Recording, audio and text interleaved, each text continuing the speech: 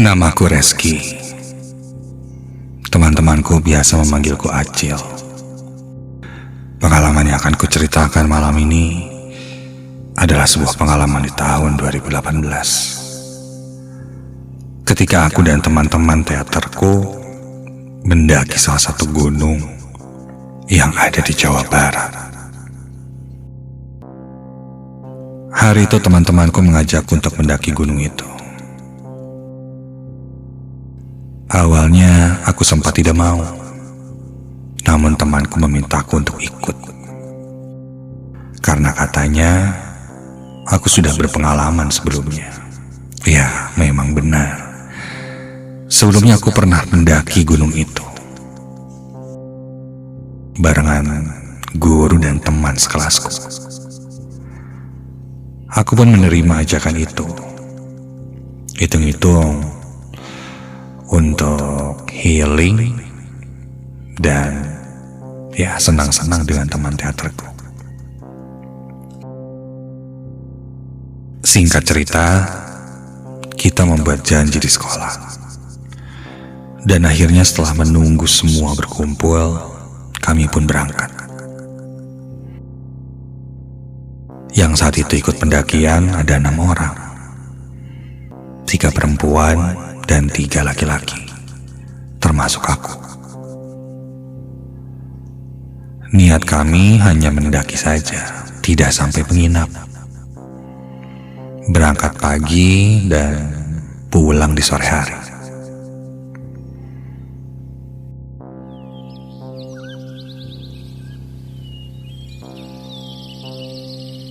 Pendakian pun dimulai.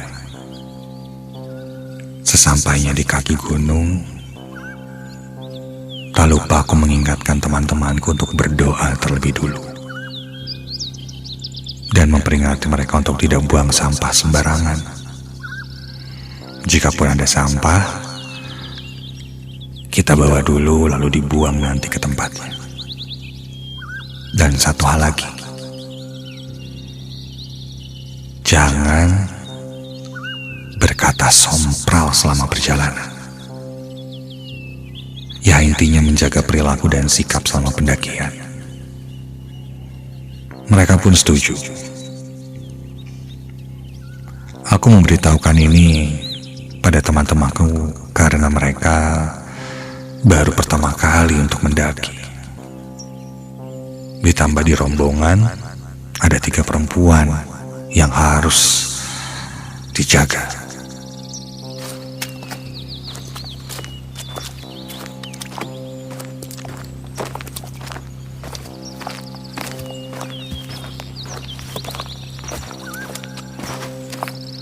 Pos demi pos kita lalui, sampai akhirnya kami berhasil sampai di puncak sekitar jam 11 siang.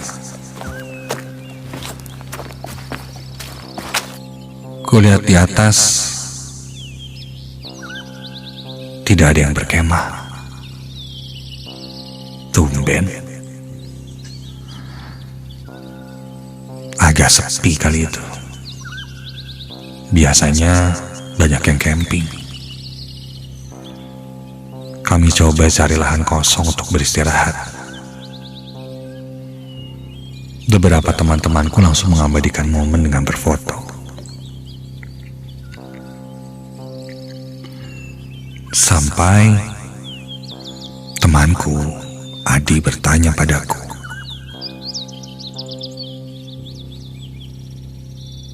di mana tempat buang air kecil? Karena di sana memang tidak ada toilet umum. Aku pun menjawab, kamu cari aja di semak-semak. Tapi jangan lupa berdoa dan minta izin dulu, ya. Ya, punten-punten lah. Adi pun mengangguk dan langsung beranjak pergi.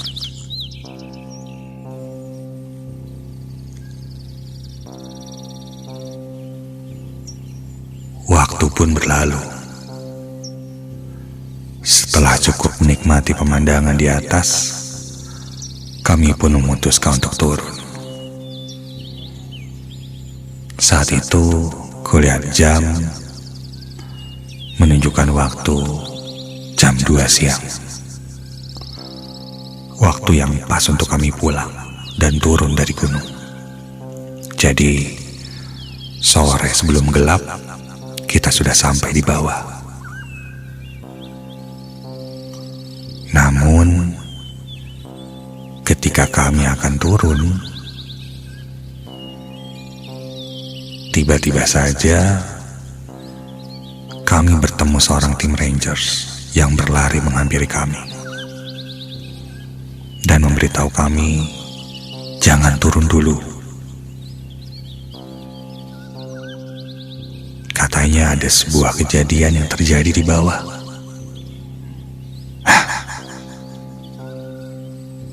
Lantas kami bertanya kejadian apa. Kami penasaran.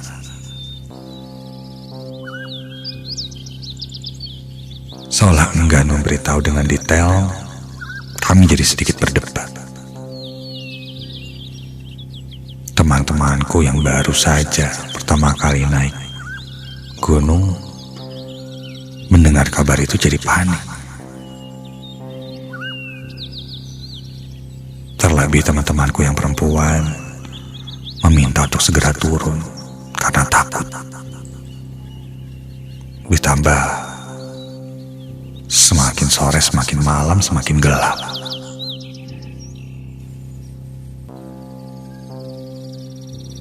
Sampai akhirnya tim Rangers ini pun memberi kami pilihan.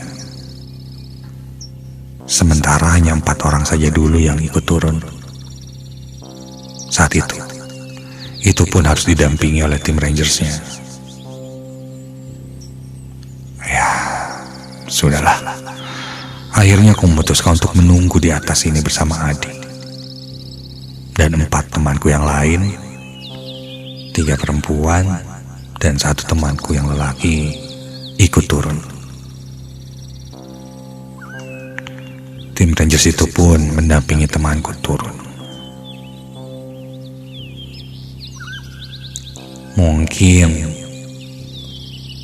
kondisi tanah yang tidak bagus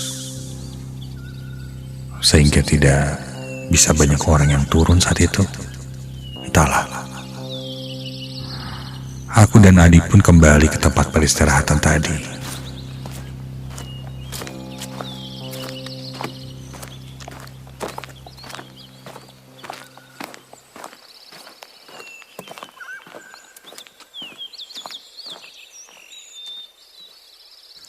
Waktu berlalu, sejak teman-temanku turun, sudah jam 4 sore.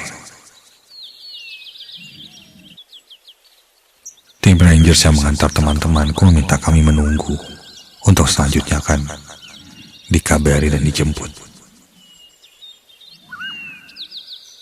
Sudah hampir 2 jam, tidak ada kabar.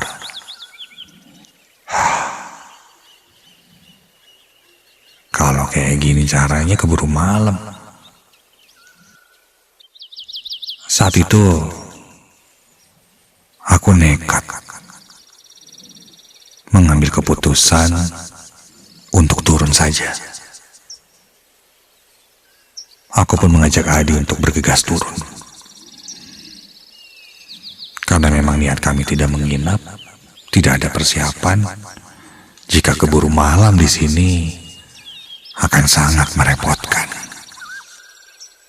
Adi sempat bertanya pada aku apakah aman untuk turun. Aku menegaskan, aman Di. Gua tahu kok jalan pulangnya kemana. Santai aja. Aku kan pernah naik sebelumnya. Dan sampai juga ke bawah turun. Udah, tenang aja Di. Jangan mikir yang aneh-aneh. Ikutin terus aku ya. Oke?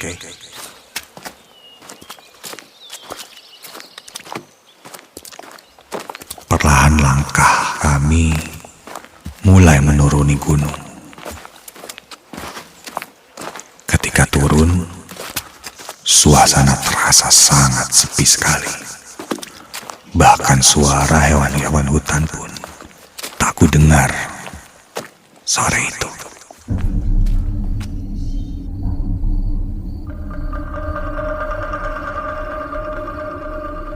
Jaket tebal yang kami pakai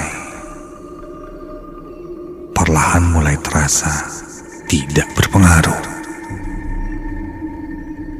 Udara yang mulai terasa sangat dingin menembus jaket yang lumayan tebal itu.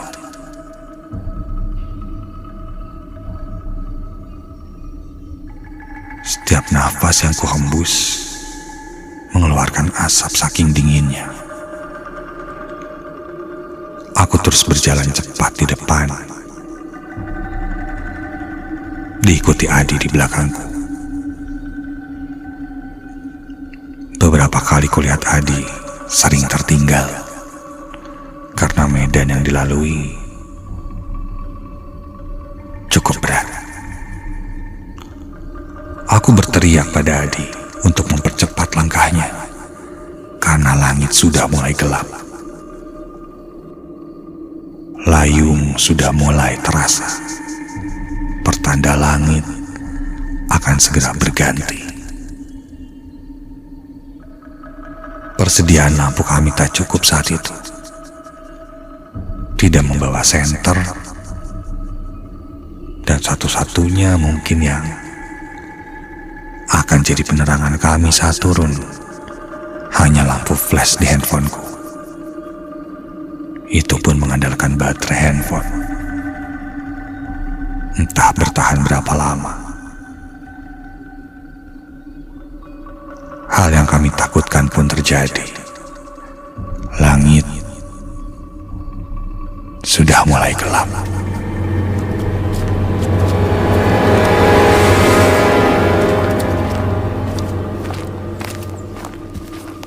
Terpaksa aku menyalakan lampu flash di handphoneku untuk penerangan. Kami sudah sampai setengah jalan dan hampir sampai di pos 2. Kulihat Adi masih di belakang mengikutiku. Sambil berjalan, aku berteriak padanya untuk tidak melamun dan tetap fokus. Sampai astaga.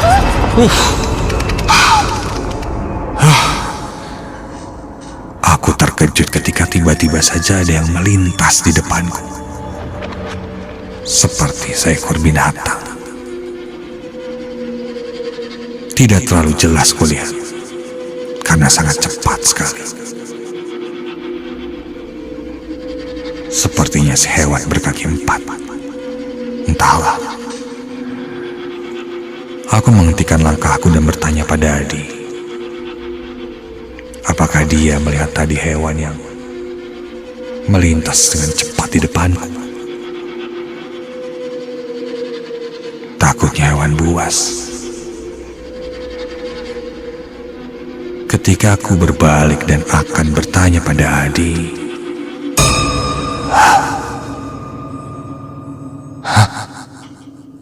Adi tidak ada.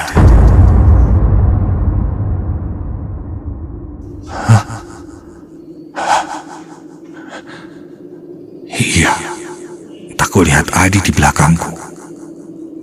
Dia hilang. Di.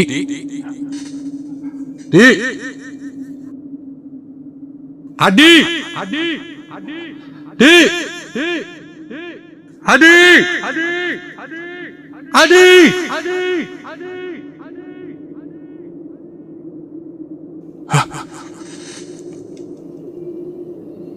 Teriakanku hanya bergema di hutan gunung itu. Tidak ada yang menjawab. Seketika, jantungku mulai berdegup. Panik. Aku ingat betul Adi dari tadi di belakangku. Kenapa sekarang tiba-tiba menghilang? Dan tak lama, sejak aku kehilangan Adi, tiba-tiba ayam. Aneh. Ketika aku coba mendengarkannya lagi, suara anak ayam itu terdengar cukup jelas dari kejauhan. Ada suara anak ayam di gunung seperti ini.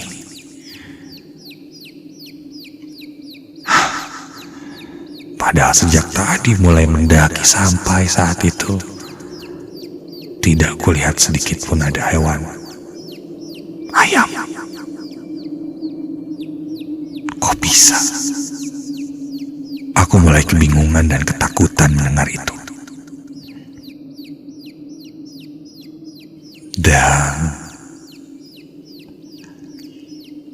ketika akan kulangkahkan kakiku,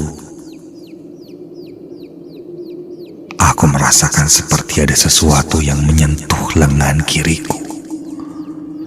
Bahkan terasa seperti ingin menggenggam. Sebuah telapak tangan terasa menyentuh lengan kiriku.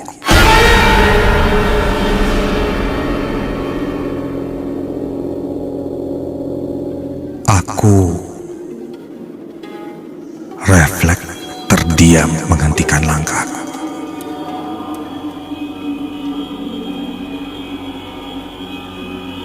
Ada yang menggenggam lengan kiriku itu dari belakangku.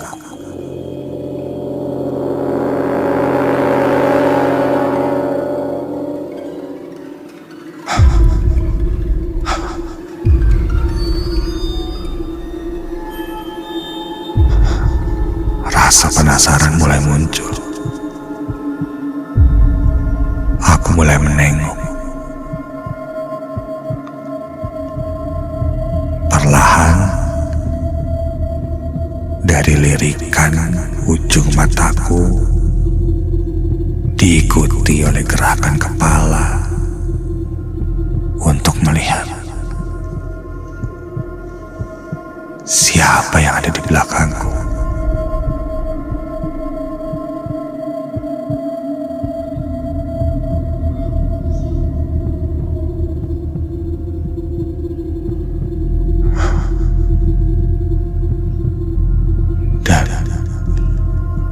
Ketika aku tengok, terlihat ada seorang pendaki dengan pakaian yang sangat lusuh dan sobek. Pendaki itu seorang perempuan. Wajahnya terlihat sangat pucat.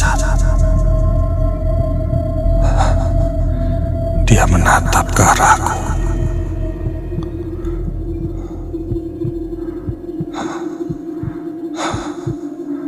Apakah mungkin dia tersesat? Aku lantas bertanya, ada yang bisa saya bantu? Tangannya tidak lepas, terus menggenggamku. Tangan yang satunya lagi menunjuk ke arah depan. Aku pun menengok ke arah depan. Entah apa maksud pendaki itu menunjuk ke arah sana. Apakah ingin bersama-sama turun?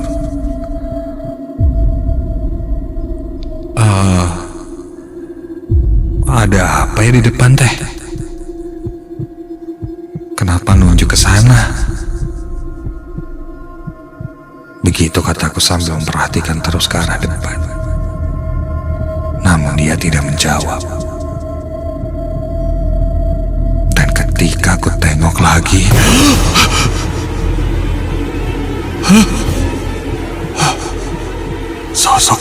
ketika itu berubah. Berdiri sesosok perempuan dengan pakaian serba putih.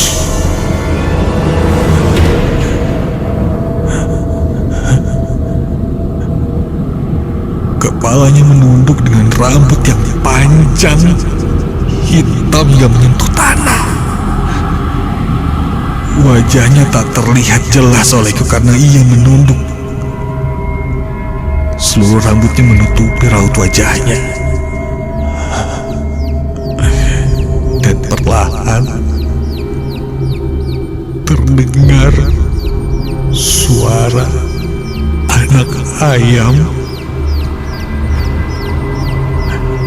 yang jelas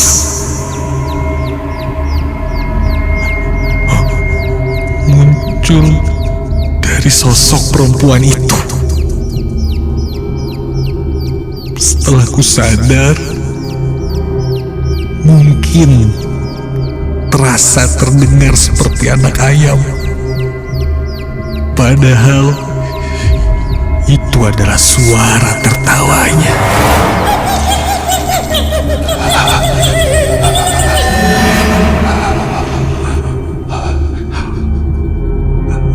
Aku coba dengan sekuat tenaga melepaskan genggaman tangannya itu.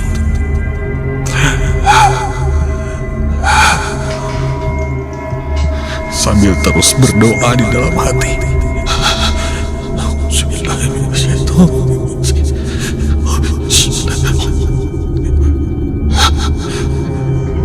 Dan tiba-tiba terdengar sosok perempuan itu berkata, "Apa caranya?" Aku langsung menarik tanganku dan akhirnya bisa lepas. Dan langsung berlari meninggalkan sosok tersebut.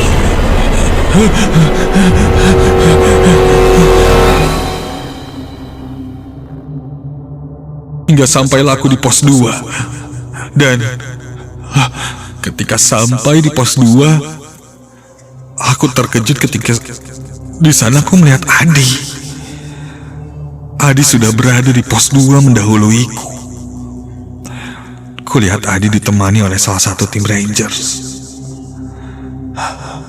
Adi bilang dia sempat terpisah denganku, namun untungnya bertemu dengan salah satu tim Rangers yang sedang naik.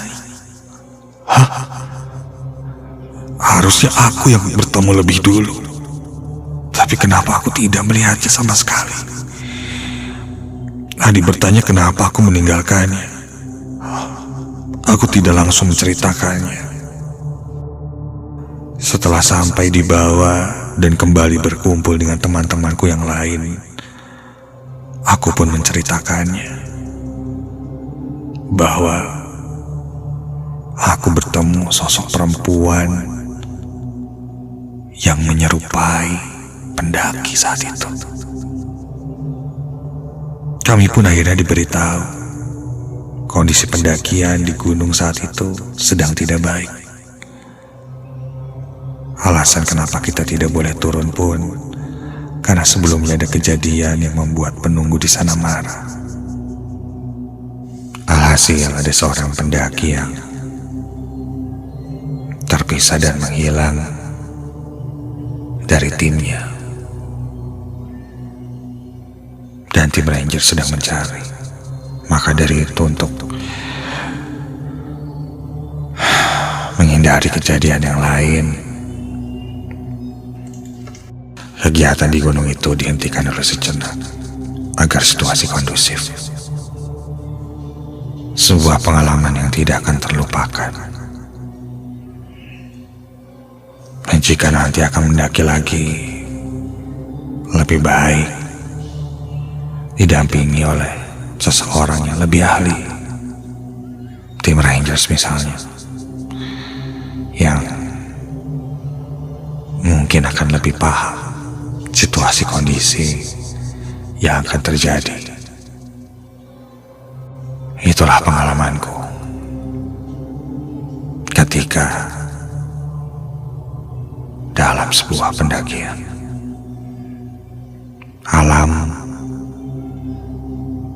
tidak akan pernah bisa diprediksi. Apa, siapa, dan bagaimana. Lebih baik kita saling menghormati,